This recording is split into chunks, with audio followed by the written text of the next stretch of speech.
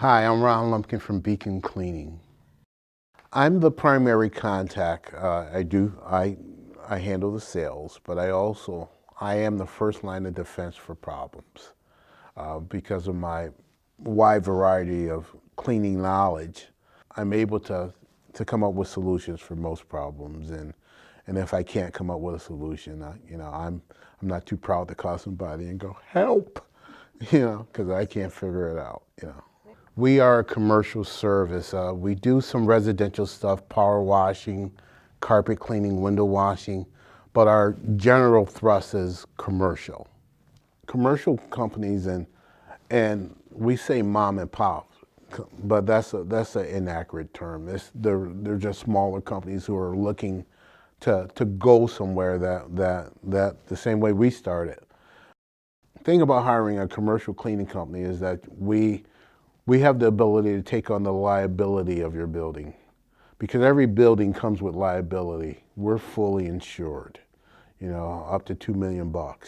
And so there's very little that we can break that we can't fix.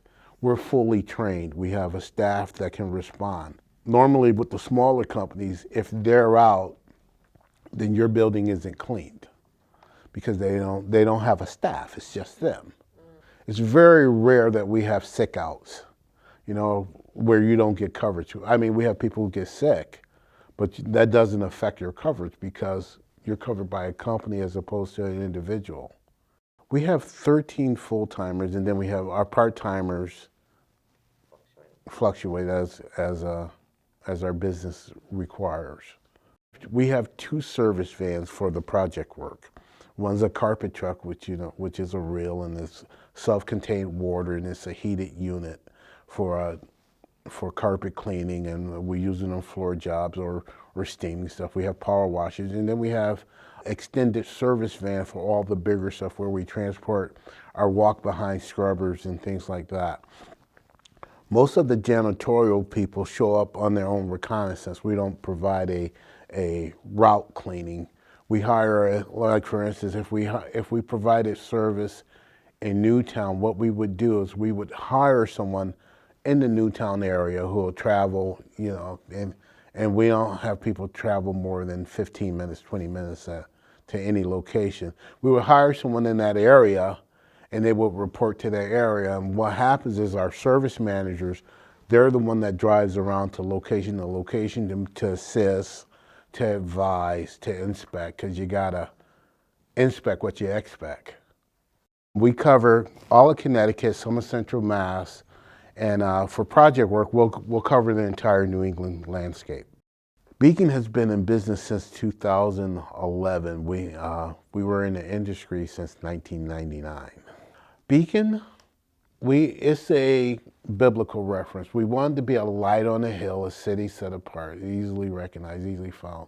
And we wanted to be distinguished, so we wanted to be something that people look to. And there's all other things we could use. We like to shine the light on your dirt and whatever, but no, that's where we got the name from.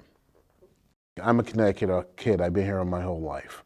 When I left Connecticut in 1980, I went into the military, and I was a combat construction engineer. So we was building base camps and all this other stuff. And when I got out the military, I was coming back to Connecticut to do construction. But in '92, construction wasn't happening in Connecticut. So what I did a number of different jobs. I did security, I sold real estate, I worked in convenience stores, and I did all this at the same time. And what happened is our neighbor had a service master, and he needed some help. And he brought me in, and the great thing about working for service masters is that they're all franchises, so you get to do the whole scope of cleaning.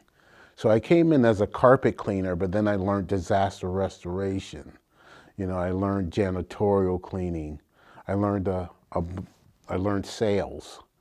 And so I was really well-rounded. And then unfortunately, this service master just went away. They were bought by a larger franchise, and the thrust of the business moved to mass.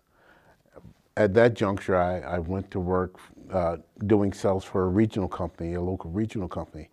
And I did sales and did sales and did sales, and I actually did really well doing sales. And I wasn't in the service portion of the business, I was in the sales portion of the business. So whenever they had a blip in the service portion of the business, our customer would say, "Ron, I like you, but I'm not so fond of your company right now. If you ever hang out your own shingle, we'll hire you." Eventually, the company I was working for and I went different ways, and I hung out my own shingle. And we went from a small company to a good-sized company rather quickly because we had relationships, and we had experience, and we had know-how.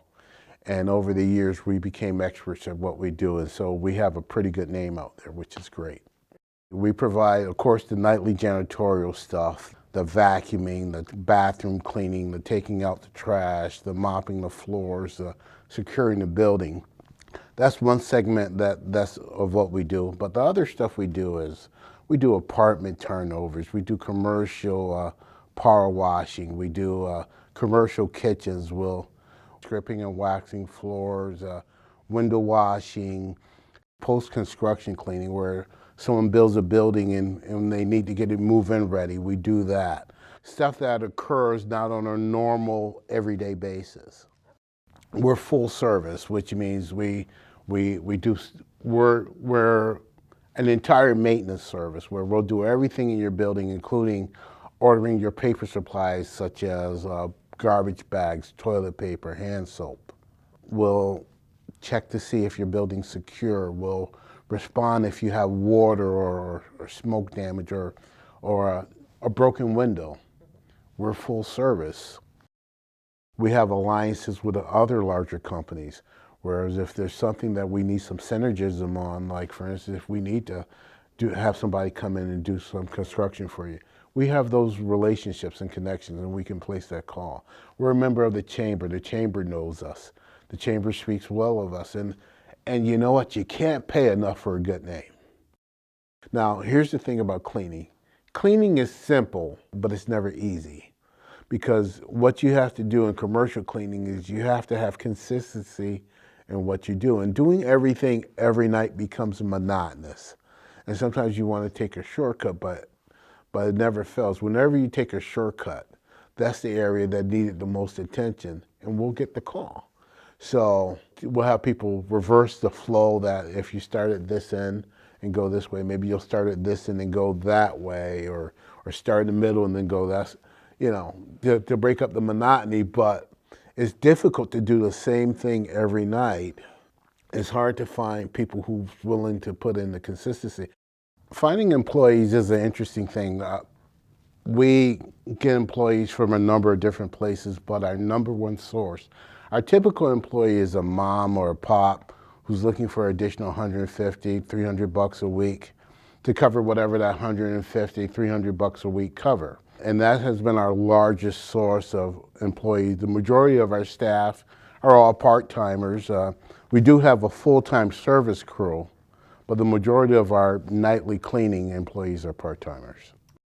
You can think about it. You can be at home watching my guilty pleasure, The Voice, or Dancing with the Stars, or you could take that 3 hours, make a couple of $100 and do something you really want to do. We have, and we had family work with us. Periodically, if we get a big project and we need some additional people, we'll tap our sons or other family members. Over the last 20 years, family has worked with us a lot. But most of our sons are on to their own careers. Some of them went to school and they're programmers, and some are artists, and Dad's a tough boss. My wife does all the office stuff. She's the clerk of the works. Without her, she has particular strengths I don't have. And she's really good at covering my blind spots, which notice I said spots because it's more than one spot. So we think our best fit, we clean We clean schools, we clean banks, we clean any commercial building or any place that required 1 day to 5 day a week service. We have provided services for restaurants, but we traditionally try to stay away from 7 day a week cleaning. But we will do it in some instances. But I think our sweet spot are schools. We provide services for a number of schools, and we have for many years. Some of our schools have been with us since the beginning, and they'll say great things about us. But some things we work in conjunction with, like they'll have a daytime custodian, but we'll come in and we'll provide the nighttime cleaning service. And the custodian is more of a wrench turner and a stopgap for any emergencies. There's one school that we provide a daytime person, and we provide 2 cleaners in the evening. You know, and they're each 2 cleaners, maybe 3.5, 4 hours, and they're each responsible for a floor. But here's something else. There's a school here in Manchester where we provide 4 cleaners a evening, because of the layout of the school. It's a larger school, and it's a bunch of area to cover, and 2 people will get overwhelmed, 3 people will get overwhelmed. And what we try to do is not overwhelm our cleaners. A person who works a full-time job is really able to do maybe 3.5, 4 hours a night effectively before they're tired and their work suffers. And we don't want to overtax anyone. That way you lose good employees instead of keeping good employees. Buildings are weird, and they're all different, and they're kind of like living entities, because there's always power in the building, and there's always water in the building. So water could be considered the blood of the building, and power is like whatever, something similar to that. So every building periodically has a hiccup in that instance, like for instance, a pipe will freeze and break and it'll flood the building. And what we're able to do, if we're familiar enough with the building, we're able to contact the building owners. We are able to turn off the water, pick up the water. Here's an example. We service a school in Kensington that over the winter break, when we're not normally there, we were just doing our normal routine check. They had a pipe or toilet overflowed or something. What it did is it flooded into the tile, and tile, if it sits under water for long enough, will pop up. What we were able to do is we was able to go suck out the water, bring in drying equipment, dry the building, and in addition to that, we were able to get a vendor to come in and put down tile before school opened so that there was no disruption to school. Well, there isn't a license per se. There's trade licenses for various things you do. Like for instance, if you do water damage, you can be certified to do water damage. If you do smoke and fire damages, there's a certification to do smoke and fire cleanup. But there's no actual trade licenses to do that. That's why in order to install a floor, we called a vendor who we had an alliance with, because they have a contracting license. So they were able to take up the floor, dispose of the debris, and put down a new floor, and they're licensed in the state, so it works out. Well, the thing is, we do get complaints. And our complaints are either one or two things. Our complaints are always our responsibility. It's not because the customer is having a bad day. You have to take ownership of, because obviously what people want, they want cleaning to be like the heat. They only want to notice it when it's not working. And so whenever you get a complaint, that means there was some kind of disconnect. So it's either a training problem or a management problem. Either our employee doesn't know well enough how to do it, or we didn't train them well enough to handle it. So what we do, the way we handle complaints is, all complaints come into the office, they come to me, and I have a couple of people who I send out, or I'll go visit myself, because we periodically visit anyway. And the way we handle it is we'll find out what the complaint was, and we'll meet with the cleaner, and we'll give them some additional training to see if he understands what it is he's supposed to do. And then at that point, we monitor the results of the training. And generally, it's an immediate correction. and that's the way we handle complaints. Our goal, this is our retirement plan, is that eventually we'll scale back the business. We have a couple of employees that have been here since the beginning who we would like to invest in and give a portion of ownership at some point as we scale back and just really own the business or run the business in a more hands-off fashion. You know, do some traveling and pursue some of our other interests.